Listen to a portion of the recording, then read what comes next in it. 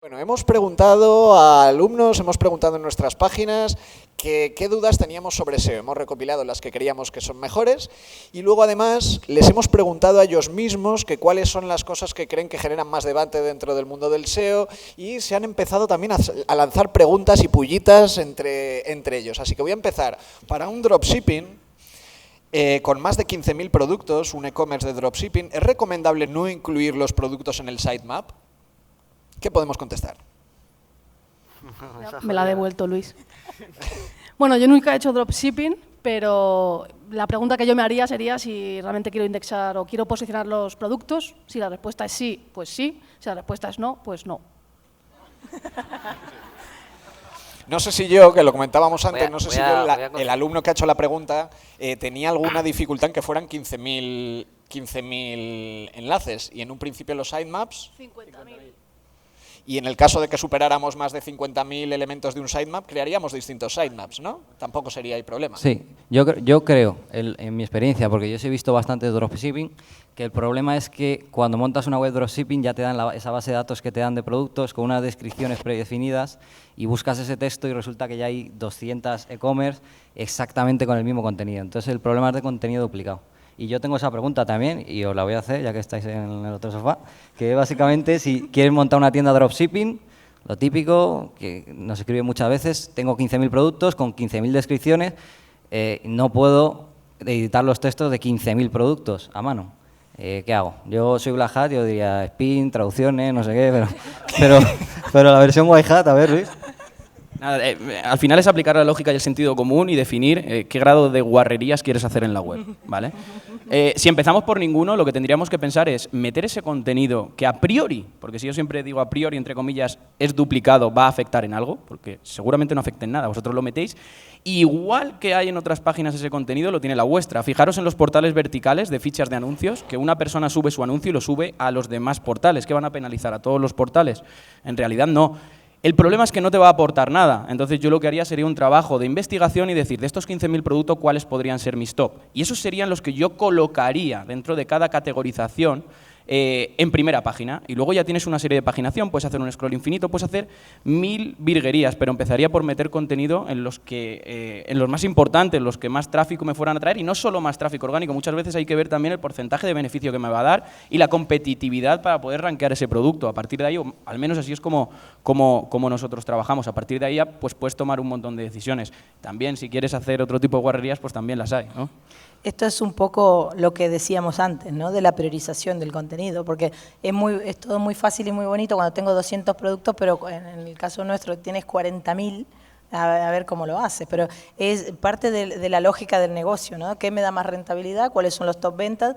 Y luego también lo que decías, hay un montón de productos que tienen la misma ficha idéntica y esto en la condición ceteris paribus de todos tenemos lo mismo, el que saldrá más arriba es el que tenga más fuerza la web en sí, no la ficha del producto, ¿no? Y en eso está muy bien trabajar las categorías también, como diferenciador de no solo todo el peso en la ficha, sino el peso en la categoría, en contraposición a las otras webs que comparten el mismo contenido. Eso es, yo iba a decir justo eso. Voy César, por buen no dice nada. camino, opinan lo mismo. Es que estaba muy a gusto y muy tranquilo aquí escuchándonos. Bueno, el contenido... Bueno, iba a decir una cosa, pero no la voy a decir. Pero tú puedes generar contenido para ese tipo de fichas de producto dándole unos patrones y a partir de ahí lo puedes generar, pero no me refiero dando los patrones que se genere con un poco de IA y se genera automáticamente unos cambios diferenciadores utilizando, por ejemplo, Word2Vec o ese tipo de cosas que nos dan nuevas ideas y a partir de cada palabra clave se puede generar un poquito de contenido nuevo, no lo suficiente como para hacer tomos de contenido súper largos. Yo ahora estamos haciendo pruebas para generar contenido y generamos artículos completamente originales y nuevos, pues de 10.000, 15.000 palabras, lo que te dé la gana, y si los lees no sabes si es un humano o no, utilizando inteligencia artificial y machine learning. Soy Black Hat. Pero cuando lo haces con un doctor en informática es muy guay. La cosa cambia, ¿sabes? No es como si lo haces con tus amigos del barrio, ¿no? Ahí mola más.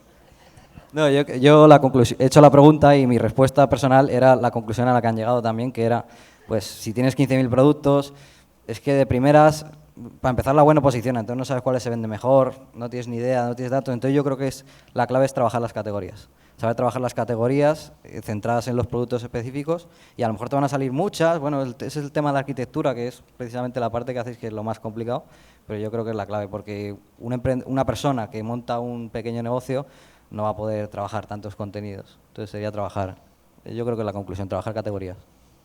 Estupendo, fenomenal. Otro alumno pregunta, ¿cómo vamos a posicionar un post que antes estaba en las primeras posiciones pero ha descendido? ¿Otra vez? César, no quieres contestar tú. Es que no te mueves, ¿eh? Gracias por animarme. Bueno, si has descendido, no sabes si has descendido por culpa tuya o porque han mejorado los demás. Eso es lo primero que tienes que tener en consideración. Luego, si ves que los demás, evidentemente, si tú has perdido una posición, esa la ha ganado alguien, pero no quiere decir que ese que la ha ganado la haya ganado por sus propios métodos, sino porque lo puedes haber perdido tú. Entonces, lo primero que tendrías que ver es si tienes algún problema. En un post concreto, y si solo tienes problemas con un post concreto y estás perdiendo posiciones por esas keywords, en el sitio web en general no vas a tener un problema, porque solo es una URL asociada a determinadas keywords. Así que es posible que las páginas que tienes como competencia tengan bastante más autoridad que la que tienes tú, que ese post tenía mucho tráfico y lo estás perdiendo con el tiempo, porque siempre hay que renovarse un poquito de freshness, un poquito de enlaces de vez en cuando, etcétera, porque Google en muchas ocasiones artículos que ya están un poquito pasados de moda y tal, los va denostando un poquito y vamos bajando posiciones. Es, yo creo, más o menos. Sí, vamos, el caso que nosotros nos hemos encontrado siempre es que con el paso del tiempo al final vas añadiendo en esa categorización más y más artículos, se pasa a niveles de profundidad más bajos, pasas a darle menos relevancia porque lo vas olvidando y no tiene esa frecuencia tampoco de actualización del contenido, y todo eso hace que poco a poco vaya bajando, simplemente generando una mejor estructura, metiéndolo en más sitios y dándole más enlaces internos y actualizando ese contenido, que en resumen es lo que tú has comentado, pues más o menos es lo que nosotros hemos hecho con blogs grandes. Yo tengo una pregunta ahora que me surge. Es para MJ, ¿no? Si tenéis, por ejemplo, lo que hablábamos antes de los 15.000 productos, eso por chincharme, que yo estaba aquí muy tranquilo. Si tenéis las 15.000, por ejemplo, un e-commerce de dropshipping con 15.000 y ves que puedes tener una arquitectura interna que pueda ser un poco deficiente, que no pueda generar suficiente contenido, ¿no pensáis que es mejor tener varios sitios y poderlos organizar, clusterizar muchísimo mejor y poder hacer la arquitectura interna en vez de tener solo uno muy grande? Varios sitios web, dices. En función, imagínate, tienes varios productos. En el caso de Tana no se puede hacer porque es así. Pero si tú vas a hacer tu sitio de dropshipping, hacerlos más pequeñitos para que tú los puedas orquestar y organizar bastante mejor, sí. Pero dices diferentes dominios. En diferentes dominios, sí. En vez de un e-commerce de dropshipping con 15.000, ¿Pero cuál es el objetivo? 3 de 5.000. ¿Pero cuál es el objetivo real? Especificar. Ser mucho más específico. O centrarte en cada nicho, claro, digamos. ser mucho más específico, organizar muchísimo mejor la arquitectura del sitio. Si es más pequeño, la puedes organizar mejor, etcétera, etcétera. Es mi pregunta. Yo diría que si son cosas con suficiente entidad, pues a lo mejor sí. Pues hacerlo separado y así puedes ir trabajando y priorizando en cada área. Pero yo que trabajo con clientes casi siempre, normalmente pues eso lo percibo un poco más como pérdida de autoridad o división, ¿no? Porque como que te estás dispersando entre distintos frentes y a lo mejor te puede hacer tener que trabajar por 4 o por 5 o por las líneas que tengas. Pero en dropshipping quizá podría ser bastante interesante para priorizar distintas áreas. Muchas gracias, MJ. Y quería decir en la pregunta de antes, de pérdida de posición, que también hay un aspecto que yo vengo observando hace tiempo, que hay que darle bastante importancia a cómo son las hojas de resultados. Porque cada vez Google mete más cosas, Rich Snippet, Feature Snippet, mapas, Universal Search, Knowledge Graph, 1.000 millones de cosas. Y aunque tú a veces estás primero, segundo, tercero o quinto, te meten un mapa en medio y a lo mejor ese mapa ya está captando mogollón de tráfico y tú percibes que estás perdiendo tráfico, pero a lo mejor tu posicionamiento o tu visibilidad sigue siendo parecida, pero estás perdiendo parte de tu CTR o parte de tus visitas. Estupendo. Voy a empezar ya con las preguntas que se han planteado entre ellos mismos, algunos ahí lanzando pullitas y cosas así. Y esta creo que la deberíais contestar todos, entonces quizás ser breves cada uno, pero que todo el mundo dé su opinión. Y preguntaba MJ, ¿qué es lo más difícil de un proyecto SEO hoy en día, 2018? Hay que mojarse. Y MJ tú también, luego. A ver, ¿qué es lo más difícil? Yo creo que dada la tendencia a la inmediatez de la vida en general, y acá me voy a poner filosófica, Me resulta bastante difícil hacerle entender a cierto tipo de clientes que el SEO no es algo que se vea de un minuto al siguiente. Entonces, el solo hecho de cuando uno empieza a hablar con el cliente o cuando uno intenta implementar algún cambio un poco drástico porque ve que la tendencia no va para ahí, sino para otro lado, me cuesta bastante hacerles entender que no es abro la campaña y venga, y tráfico a saco. No, esto lleva un proceso, puede fallar también, pero además lleva un proceso y una maduración que tiene el SEO y que no tienen otras herramientas de marketing online que son bastante más inmediatas, ¿no? Esa creo que es una de las partes más complejas hoy por hoy, por lo menos para mí. Bueno, para mí es lo que no puedes controlar, que es el link building. Todo lo demás lo puedes controlar. Tienes datos, puedes monitorizar lo que pasa en tu web, puedes ir viendo en base a patrones y haciendo test A/B en diferentes secciones de la web para ir comprobando lo que te funciona mejor, de lo que te funciona peor, de lo que más convierte, etcétera. Pero el link building es muy complicado de traquear. Es muy complicado y para mí eso es a día de hoy lo más difícil. Lo otro, pues al final, digamos, más práctica, más estudio, más aprendizaje, etcétera. El link building es como a Google le salga las narices.